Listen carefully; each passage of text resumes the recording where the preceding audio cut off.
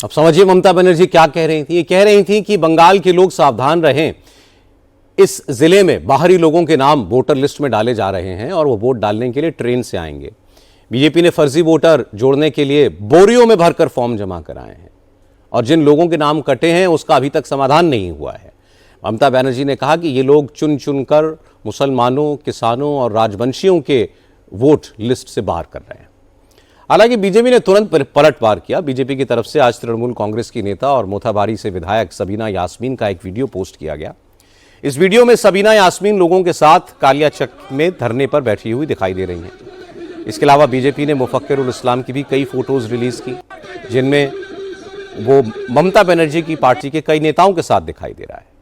ये फोटो और वीडियो सामने आने के बाद बीजेपी नेताओं ने ममता पर निशाना लगाया। सुकांत मजूमदार ने कहा कि एनआईए के आने के पहले ऐसे लोगों को गिरफ्तार कर लिया गया है जिनकी पिक्चर्स तृणमूल कांग्रेस के नेताओं के साथ है। सुकांत मजूमदार ने कहा, हो सकता है कि एक्शन किसी बड़े नेता को बचाने की ममता की चाल हो। एनआईए इन्वेस्टिगेशन चल रही है, हमारे election commission, chief election commissioner के निर्देश से। उससे पहले सीआईडी का गिरफ्तार करना, इसमें थोड़ा डाउट लग रहा है मुझे। गिरफ्तारी के लिए हुआ है कि बचाने के लिए हुआ है? तृणमूल कांग्रेस के साथ, तृणमूल कांग्रेस के नेताओं के साथ, ममता बनर्जी के साथ इस मोफेक्का रूल का सारा फोटो हमने आपको दिखाया। वो दिखाता है कि किस तरीके से आदमी टीएमसी के साथ जुड़ा हुआ है या जुड़ा हुआ था। पुराना संबंध फिर से जगाकर, भाजपा के सिर इल्जाम डालकर ममता बनर्जी का प्लानिंग ये है कि इसमें इस तरीके से मुस्लिम वोट को कंसोलिडेट किया जाए। मोथाबाड़ी से आईएसएफ कैंडिडेट शाहजहां कादिर की भी गिरफ्तारी हुई है। सबीना यास्मीन के वीडियो भी सामने आए तो आईएसएफ ने भी ममता बनर्जी पर हमला किया।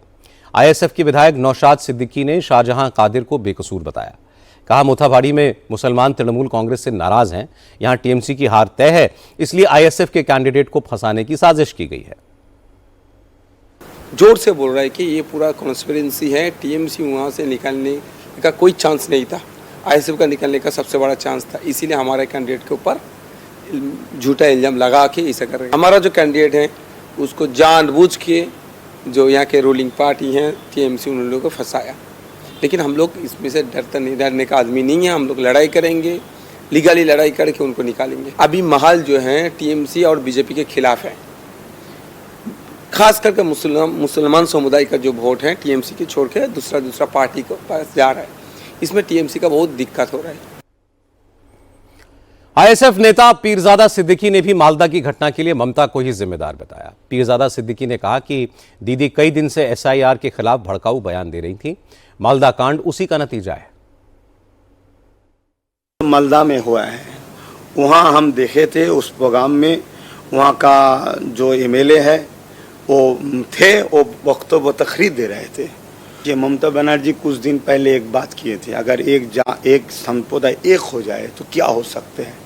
ये क्या इशारा दे रहे हैं, हम तुम्हारे साथ हैं, तुम एक हो जाओ। ममता बनर्जी बोले थे अगर एक बंदा का नाम भी कट जाए तो हम लाखों लोग लेके निर्वाचन कमीशन ऑफिस घेराव करेंगे। अभिषेक बनर्जी बोले थे हम दिल्ली चले जाएंगे। तो ये जो हवा दे रहे हैं, अभी अब हमारा नाम अगर काट गए तो हम सोचेंगे तो दीदी तो हमारे साथ है, अभिषेक तो हमारे साथ है, चलो निकलो। ये जो ऑक्सीजन मिल रहा है, ये ऑक्सीजन कौन दे रहा है? लेकिन तृणमूल कांग्रेस के नेताओं ने कहा कि आईएसएफ हो या फिर हुमायूं कबीर, ये सब बीजेपी से मिले हुए हैं। टीएमसी के नेता कुणाल घोष ने कहा कि बीजेपी के लोग तस्वीरों के आधार पर इधर उधर के दावे कर रहे हैं, लेकिन फोटो तो अब एआई जनरेटेड भी बन सकती है। वैसे भी ममता बनर्जी के साथ बीजेपी के नेताओं की भी फोटो हैं, तो बीजेपी अपने उन नेताओं के बारे में क्या कहेगी?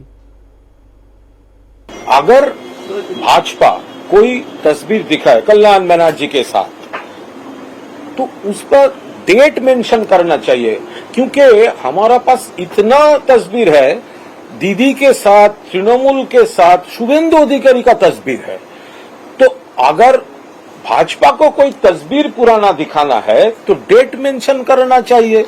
तो हम लोगों भी शुभेंदु अधिकारी का जो तस्वीर है तृणमूल लीडर्स के साथ, शुभेंदु अधिकारी का जो वीडियो है criticising Narendra Modi and Amit Shah and BJP, तो वो तो बीजेपी भाजपा लीडर्स को अभी मानना चाहिए।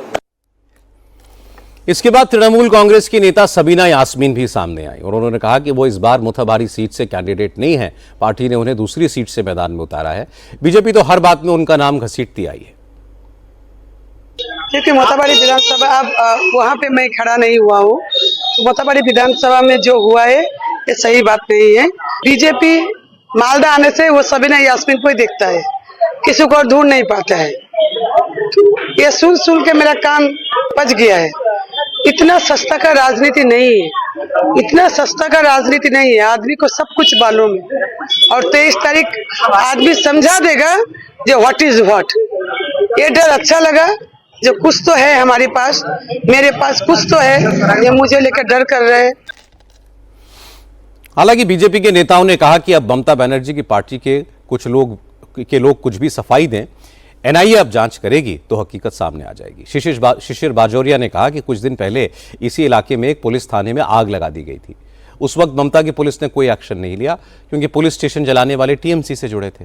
इस बार भी दंगा करने वाले लोग ममता के ही गुंडे हैं। ये केवल और केवल तृणमूल कांग्रेस और यहाँ के जो मुख्यमंत्री, अभी भी कुछ दिन और मुख्यमंत्री हैं माननीय ममता बनर्जी, उनके आदेश पे ये हुआ है। ये ऐसे नहीं हुआ है। अपने पूरे देश में, भारतवर्ष में ऐसा कोई नजीर है कि न्यायमूर्तियों को घेरा गया, उनको भीतर बंदी बनाया गया? यहाँ हुआ है क्योंकि ऊपर से, ऊपर मतलब यहाँ के जो अभी भी मुख्यमंत्री जो बैठी हैं उनके आदेश से। एक और बात बताऊं, यही कालियाचक है मालदा में। कुछ साल पहले यहाँ पर एक पुलिस थाने को जला दिया गया था। पुलिस चुपचाप निष्क्रिय बैठा था, उसका अपना थाना जल गया था क्योंकि वो मुख्यमंत्री को समर्थन करते हैं और मुख्यमंत्री का उनके ऊपर पूरा हाथ है। मालदा में कल जो हुआ, जिस तरह सुप्रीम कोर्ट ने इस घटना को लेकर नाराजगी जाहिर की, चुनाव आयोग को सख्त निर्देश दिए, उसके बाद बंगाल में सेंट्रल फोर्सेस की तैनाती बढ़ेगी और इससे ममता बनर्जी की टेंशन बढ़ेगी। वो इसे बंगाल के खिलाफ बीजेपी की साजिश बताएंगी और बंगाल के लोगों को एकजुट होकर बीजेपी को जवाब देने को कहेंगी। और ममता बनर्जी ने आज भी यही किया।